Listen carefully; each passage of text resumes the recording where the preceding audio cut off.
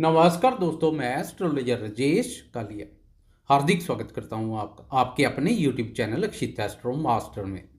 मेरे सिंह राशि वाले दोस्तों, कैसे हो दोस्तों? बात करें राहु केतु के राशि परिवर्तन की, तो यह राशि परिवर्तन आपके साहस, पराक्रम और आत्मविश्वास में वृद्धि करेगा। आपके हौसले बुलंद होंगे। इसके अलावा पिछले समय से महसूस हो रही सुख शांति की कमी दूर होगी। घर परिवार में सुख शांति और प्रसन्नता का भाव पैदा होगा। माताजी के सुख, स्नेह, सहयोग, स्वास्थ्य और स्वभाव पर बेहतर प्रभाव देखने को मिलेगा। परेशानी का कारण बने हुए शत्रु अब आपके पराक्रम से इधर उधर भागते नजर आएंगे।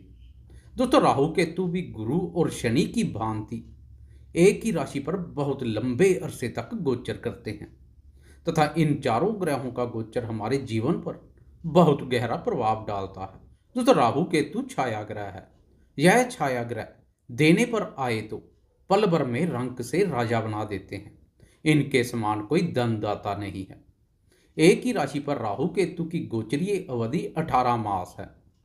अब 12 अप्रैल को 18 मास के लंबे अंतराल के बाद यह छाया ग्रह फिर राशि परिवर्तन करने जा रहे हैं। 12 अप्रैल से पहले फिलहाल इस समय राहु आपकी राशि के कर्म भाव पर गोचरस्थ है, तो केतु सुख स्थान पर गोचर कर रहा है। एक नजर डालें इनकी इस स्थिति पर, तो दोस्तों कर्म भाव पर राहु का गोचर कर्म भाव को मजबूती प्रदान कर रहा है। यह गोचर कर्म प्रदान बनाता है।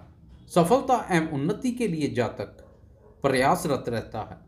राहु की यह स्थिति राजनीति से संबंधित दोस्तों के लिए विशेष लाभप्रद है।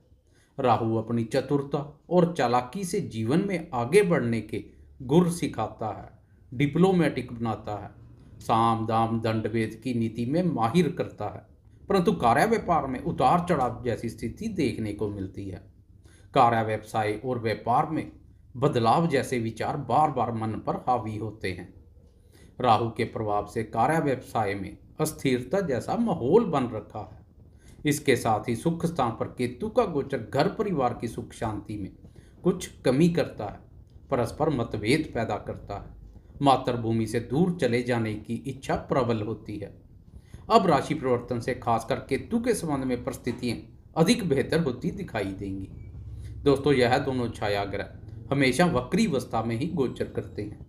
12 अप्रैल को राशि परिवर्तन कर वक्री अवस्था के कारणवश राहु एक भाव पीछे नवम भाव अर्थात भाग्य भाव में प्रवेश कर जाएगा, तो केतु तृतीय भाव में प्रवेश कर जाएगा।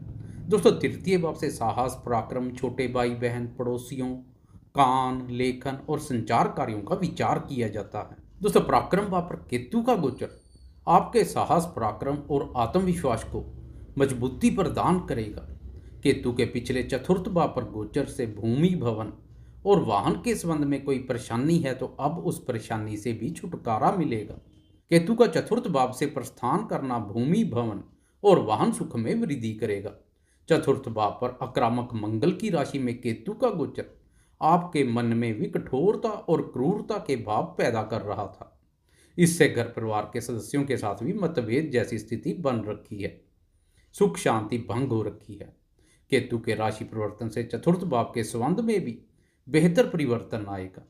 अब पराक्रम भाव पर केतु का गोचर सकारात्मक रहेगा। इस भाव पर अशुभ और पाप ग्रह का गोचर बहुत शुभ होता है। दोस्तों, केतु के भी मंगल समान फल देखने को मिलेंगे। अब पराक्रम भाव पर केतु पराक्रमी मंगल के समान ही फल देगा। हर कार्य में सफलता मिलेगी। आपके प्रभाव में वृद्धि होगी। अपना पराक्रम दिखाने के अनुकूल अवसर प्राप्त होंगे। सिंह राशि वाले तो राशि स्वामी सूर्य के प्रभाव से बचपन से ही काफी निडर होते हैं। अब केतु के प्रभाव से आपका मनोबल और उच्च होगा। शत्रु आपके पराक्रम और आप में आए बदलाव से खौफ खाएंगे तथा शत्रुओं पर आपका पूरा नियंत्रण बना रहेगा। दोस्तों, अब आप साहसपूर्ण और जोखिमपूर्ण कार्यों को बहुत ही सरलता से अंजाम देंगे। कार्य क्षमता के साथ लेखन क्षमता में भी अभूतपूर्व वृद्धि होगी। लेखन और संचार क्षेत्र से जुड़े दोस्तों को भी केतु के गोचर का विशेष लाभ प्राप्त होगा। सोशल मीडिया के माध्यम से देश विदेश में नए संपर्क स्थापित होंगे। मेहनत का पूर्ण फल लाभ के रूप में मिलेगा। छोटे भाई बहनों और मित्रों पर आपके प्रभाव में वृद्धि होगी। वह आपको सहयोग करने के लिए तत्पर रहेंगे। कुछ नया करने और जोखिम लेने के उद्देश्य से केतु का गोचर आपके लिए बहुत सहयोगी साबित होगा। आपका अपने प्रति विश्वास और दृढ़ इच्छा शक्ति इस अवधि में आपको लगातार विजयी बनाएंगे। उधर भाग्य पर शक्तिशाली और बाहुबली राहु का गोचर आपको भाग्य भरोसे नहीं बैठने देगा, बाहुबल से आगे बढ़ने के लिए उत्साहित और प्रेरित करेगा। दोस्तों, नवम भाव और तृतीय भाव पर बन रहा राहु केतु का यह संबंध आपको इस अवधि में नजदीकी या दूर स्थल की यात्रा पर भी लेकर जाएगा। पिछले समय से यात्रा से संबंधित सोचे हुए कार्य अब पूर्ण होते दिखाई देंगे। राहु का गोचर लंबी दूरी की यात्रा के संकेत दे रहा है। दोस्तों, राहु विदेश से भी संबंधित है। विदेश कारक राहु का भाग्य पर गोचर भाग्य का संबंध विदेश से बना रहा है, इसलिए यह यात्रा अपने देश से बाहर विदेश तक भी हो सकती है। मेरे सिंह राशि वाले वह दोस्त जो विदेश जाने के लिए प्रयत्नशील है और जन्म कुंडली में भी विदेश योग बन रहा है, तो इस अवधि में निश्चित वह योग फलीभूत होता दिखाई देगा। भाग्य के सहयोग से विदेश संबंधी अधूरे पड़े कार्य पूर्ण होंगे। बात करें राहु की दृष्टियों की, तो राहु की दृष्टि के मिले जुले परिणाम देखने को मिलेंगे। नवम भाव से राहु की प्रथम, तृतीय और पंचम भाव पर दृष्टि पड़ेगी। प्रथम भाव पर राहु की दृष्टि अर्थात आपकी राशि पर दृष्टि से शारीरिक बल में वृद्धि होगी, परंतु कभी कभार मानसिक रूप से डर, संशय और वहम जैसी स्थिति भी पैदा होगी। राहु शरारती ग्रह है, इसलिए चंद्र राशि पर राहु की दृष्टि नकारात्मक ऊर्जा में भी वृद्धि करेगी। इस समय जितना हो सके विचारों में शुद्धता के साथ सोच सकारात्मक बनाए रखें। इस दृष्टि से राहु की शरारत असमंजस जैसी स्थिति पैदा करेगी।